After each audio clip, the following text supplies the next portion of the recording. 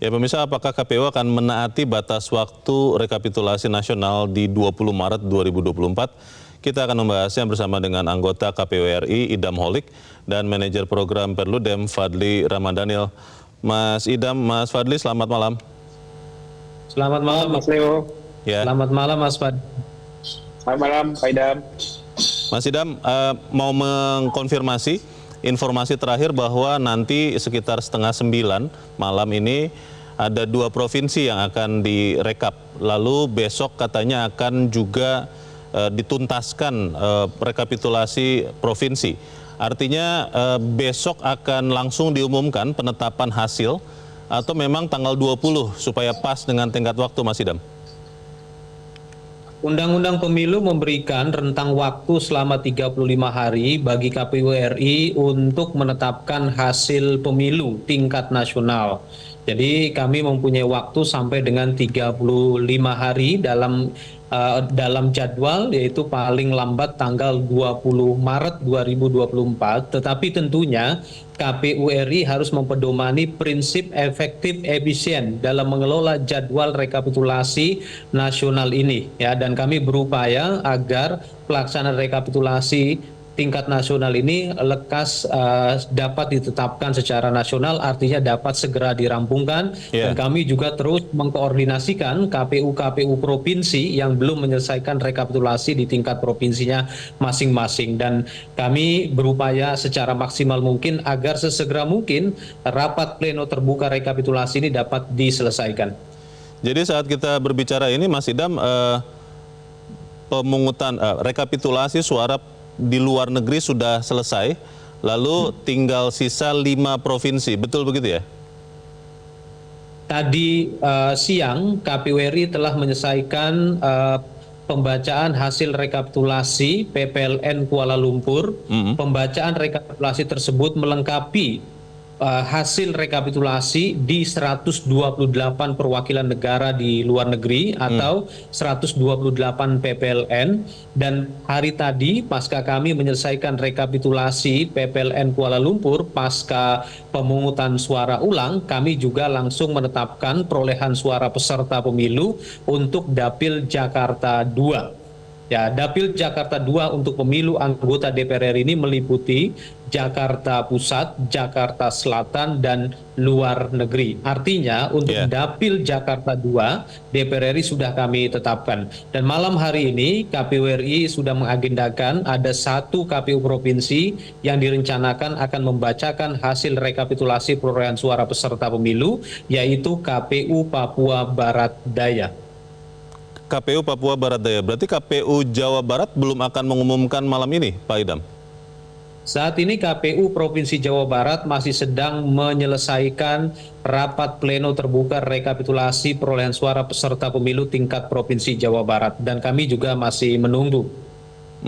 Ini akan rencananya maraton atau memang akan berakhir di pukul berapa malam ini, Mas Idam? Apakah memang benar-benar akan menggunakan waktu yang ada atau memang akan istirahat sampai besok lagi dibuka?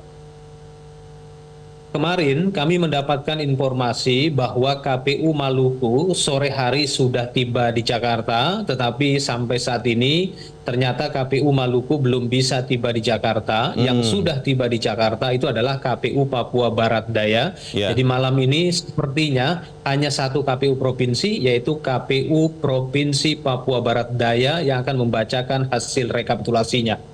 Oh, jadi lebih ke kondisi teknis kehadiran dari KPU provinsi terkait, begitu ya Mas Idam ya? Benar sekali.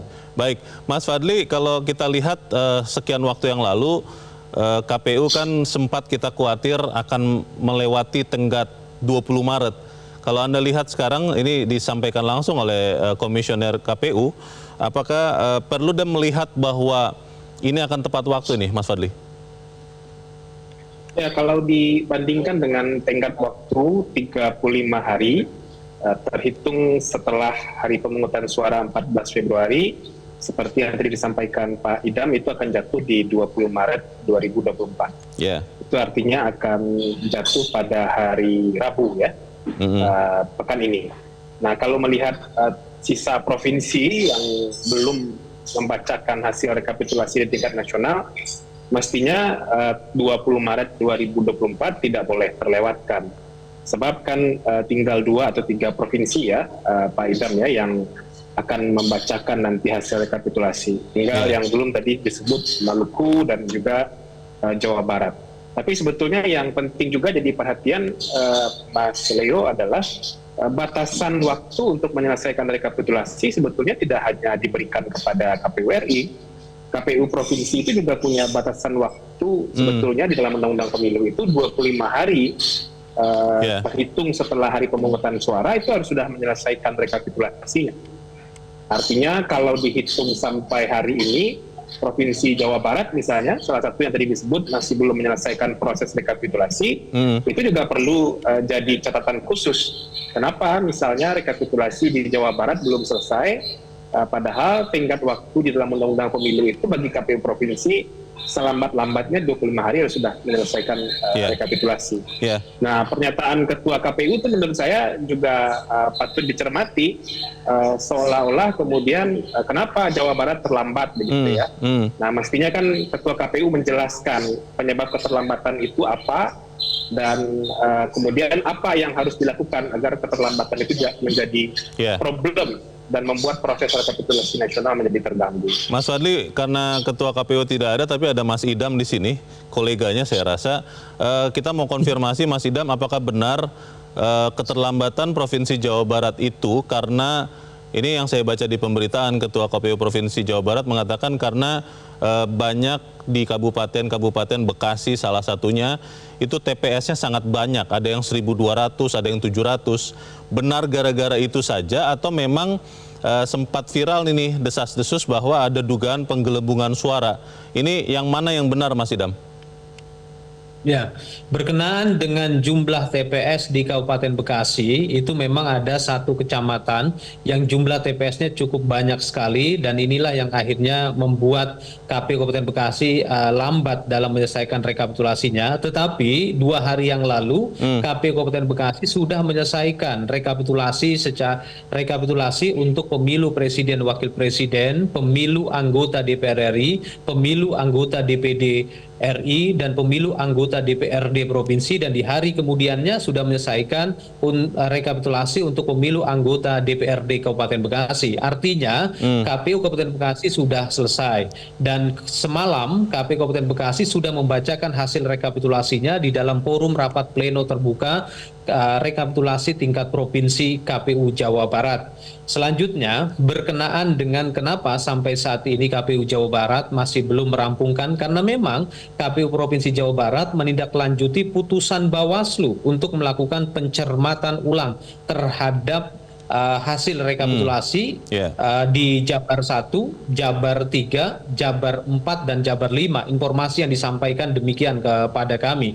Pada kesempatan ini juga kami menyampaikan bahwa selain Jawa Barat, Maluku, ini juga ada 2 provinsi di Papua, yaitu Provinsi Papua dan Provinsi Papua Pegunungan yang sepertinya mereka akan baru datang ke Jakarta pada tanggal 19 sore hari. Informasi yang kami dapat demikian. Baik, kita harus jeda dahulu, Bapak-Bapak dan pemirsa, tetaplah bersama kami. Prime Time News segera kembali.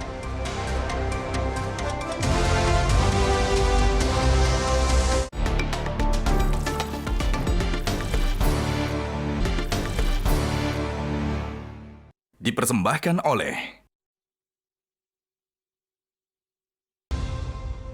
Terima kasih pemirsa, Anda masih bersama kami dan kita masih membicarakan tenggat waktu 20 Maret rekapitulasi suara KPU Pusat, Pemilu Pusat. Dan kita masih bersama dengan anggota KPU Idam Holik dan juga manajer program Perludem Fadli Ramadhanil. Mas Idam, saya ingin mengkonfirmasi ulang, artinya dengan prinsip efektif dan efisien, KPU akan mengupayakan secepat mungkin.